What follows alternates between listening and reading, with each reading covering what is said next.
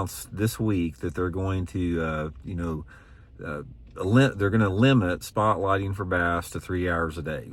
Now let's get into this a little bit on the entire topic. First of all, you guys know my opinion on forward-facing sonar is very well known. I think it should be illegal. I think it should be banned. I don't think it has any part in our sport. And this is a step in the right direction. It's still a half measure. It's like, it's still going to play a big factor in the tournaments. I mean, if you can spotlight for bass 3 hours a day, that's plenty of time to catch your limit.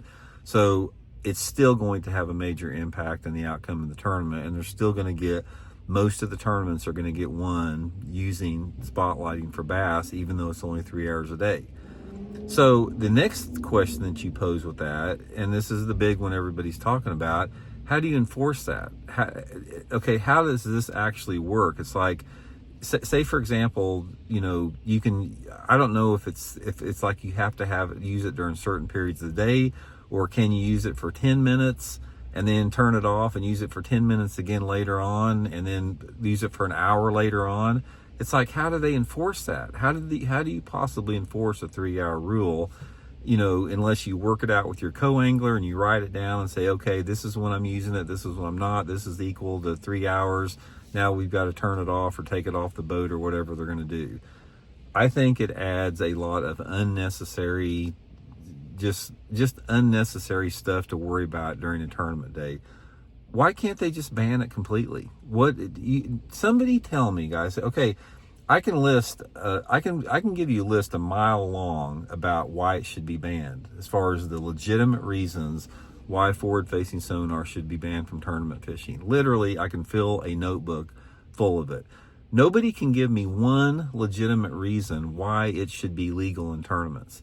It doesn't, there's no redeeming quality out of it. All it does, it takes the skill out of bass fishing.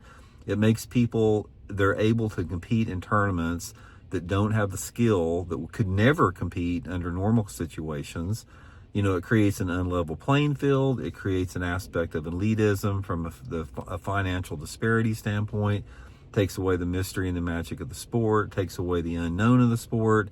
It doesn't have anything to do with fair chase. It completely removes the element of fair chase out of fishing, which is the most important part of competitive fishing.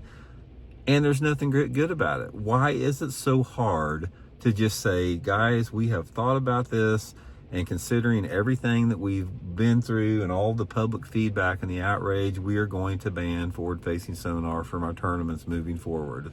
It's going to be illegal to use.